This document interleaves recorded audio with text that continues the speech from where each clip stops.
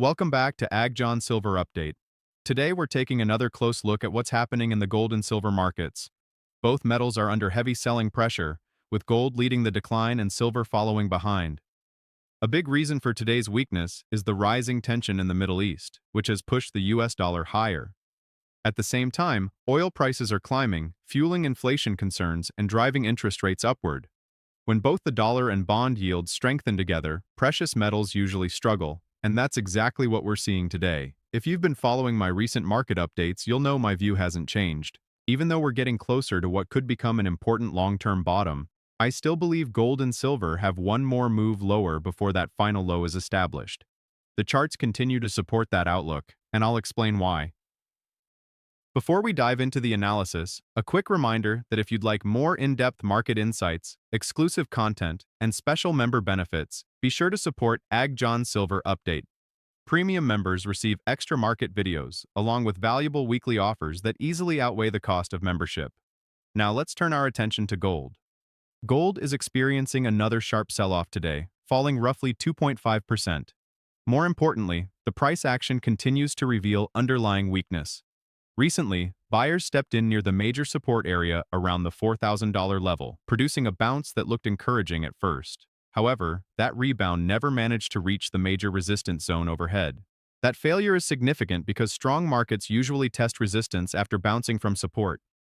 If we compare this move with previous swings, we see the same pattern repeating. Earlier rallies either barely reached resistance or fell short altogether before sellers regained control.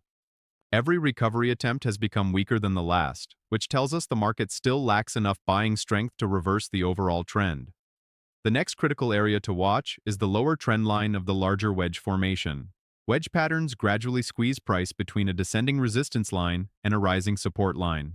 Early in the pattern, price swings are wide and volatile, but as the two trend lines move closer together, those swings become tighter. Think of it like pressure building inside a sealed container. Eventually, that pressure has to release, resulting in either a powerful breakout or a sharp breakdown. At this stage, I still lean toward another move lower before the larger trend changes. History also supports that possibility.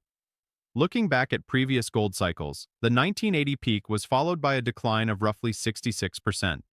While today's economic environment is different, investor psychology rarely changes. Factors like higher government debt, ongoing fiscal concerns, and uncertainty surrounding fiat currencies may reduce the size of the correction, but they don't eliminate the normal cycle of bull and bear markets. When we compare past cycles, each major decline has become progressively smaller. After the 66% drop came another correction closer to 46%. Based on that pattern, my expectation is that this cycle could produce a decline of roughly 30% to 37% from the recent highs. If that projection plays out, gold would likely find its major cycle low somewhere around the $3,500 area before beginning its next significant advance. Another important factor is the timing of these long-term market cycles. If we study gold's historical behavior, each major bull and bear cycle follows a recognizable rhythm. The long bear market that began after the 1980 peak lasted for decades before a new uptrend finally emerged.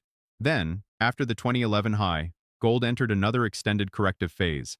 As these cycles continue to shorten over time, it's reasonable to expect the current one to complete much sooner than the previous generation.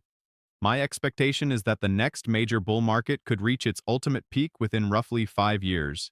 That doesn't mean gold has to wait 5 years before making new all-time highs. In fact, I believe there's a strong chance it surpasses its previous peak much earlier. The 5-year estimate refers to the point where the next long-term cycle could finally top out after a sustained advance. Using the cycle models and projection work I've been developing, the numbers continue pointing toward a potential long-term target close to $13,000 per ounce, somewhere around the 2031 to 2033 timeframe. Of course, no forecast is guaranteed, but based on the historical patterns and the data I'm tracking, that remains the most likely destination for the next major bull market. Think about what that could mean from an investment perspective.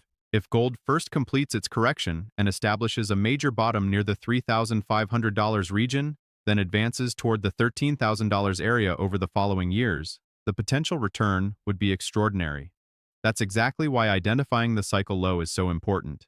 Patience during the final stages of a correction often creates the best long-term opportunities. For now, however, the short-term chart still deserves our attention. gold is once again testing the key support zone around $4,000. Since the lower trend line of the wedge continues sloping downward, that support is gradually shifting closer to the $3,975 area. If sellers manage to break below that level, the next decline could accelerate quickly toward my projected cycle low zone near $3,500. That would fit both the historical pattern of progressively smaller bear market declines and the technical structure currently developing on the chart. Now let's shift over to silver. Silver has also been under heavy selling pressure, and technically it continues to look weaker than many investors expected. Although there's a support area beneath current prices, it's relatively minor. The overall chart is still forming what appears to be a bearish flag, which usually signals that the previous downtrend may continue after a temporary pause. Earlier, silver broke several important support levels, then bounced back to retest them from below. That's classic technical behavior. Instead of reclaiming those levels, the rally was rejected, allowing sellers to regain control. The next level I'm watching is the rising trend line connecting the recent lows. If silver falls below roughly $58, I believe it could quickly slide toward the $54 area, which lines up with an important historical resistance level that now acts as support. If silver breaks below that level, there are several additional support zones worth watching.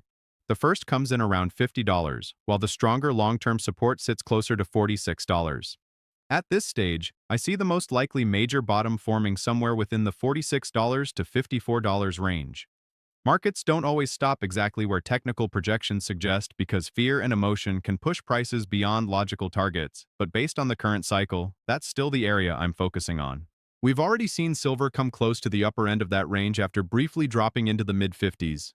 Even so, I still believe there's one final wave of selling before the market establishes a lasting bottom. Once prices move into that target zone, my attention will shift toward the long-term descending trend line. A confirmed breakout above that resistance would be a strong signal that silver has completed its correction and is ready to begin a much larger bullish phase. Moving on to platinum, I've continued making a few shorter-term swing trades, but my preferred accumulation zone remains lower. The area just under $1,500 stands out as a major technical support level, and if prices move into that region, I believe it could offer an attractive buying opportunity for longer-term investors. Palladium is showing a similar picture. The market recently tested the upper edge of my projected support area, but I'm still watching the region just below $1,100. If prices reach that level, I expect buyers to become much more active, making it another area worth monitoring closely. Now let's talk about copper, because it's another market that's telling an interesting story. Not long ago, optimism surrounding copper reached extreme levels. Many analysts and financial media outlets were convinced prices were headed much higher, driven by demand from artificial intelligence, data centers, and expanding infrastructure projects. My view was different. From a technical perspective, copper had already reached the upper boundary of a well-defined parallel channel, making a rejection far more likely than another major breakout. That's exactly what happened. After failing at resistance, prices turned lower, and the chart is now forming another bearish flag pattern. If that setup continues to play out, copper could eventually decline toward the $5 area, which represents the lower boundary of that larger trading channel. While that target may seem surprisingly low, it's important to consider the bigger economic picture. If we begin to see slower growth in data center construction, reduced capital spending, or even a mild slowdown in the US and global economies over the coming months, demand expectations for industrial metals could weaken significantly. Under those conditions, copper would likely face additional downside pressure. For that reason, I continue to believe the balance of probabilities favors lower copper prices over the next 6 to 12 months rather than a sustained move higher. That's my current outlook across the precious metals sector and the broader commodity markets. While the recent selling has been uncomfortable for many investors, corrections are a normal part of every long-term market cycle. In my view, we're moving closer to an important opportunity, but I don't believe the final bottom has been confirmed just yet. For now, the charts continue to suggest staying patient. Gold still appears vulnerable to one more leg lower before completing its larger correction, while silver may also need another round of selling before reaching a strong long-term support zone. If those final declines unfold as expected, they could create the foundation for the next major bull market in precious metals. The key will be watching how prices react once they reach those critical support levels. Strong buying pressure combined with confirmed breakouts above long-term resistance would provide much stronger evidence that a new upward cycle has begun. Until then, it's important to let the market reveal its direction rather than trying to predict every short-term move. The same cautious approach applies to industrial metals. Platinum and palladium are approaching areas where value may begin to emerge, while copper still appears vulnerable if economic growth slows or demand expectations weaken. Market sentiment can change quickly, especially when investors become either overly optimistic or excessively fearful, so staying disciplined remains essential. Although I'm currently away from my usual workspace and taking a short break, I'm still closely following the markets every day and will continue sharing updates as conditions evolve. The coming weeks could be very important for gold, silver, and the broader commodity sector, so there will be plenty more analysis ahead. Thank you for spending your time with John Silver Update. I truly appreciate your continued support. If you enjoy clear, data-driven market analysis on gold, silver, and the global economy, make sure you stay connected for future updates. As always, take care, stay patient, and I'll see you in the next market update.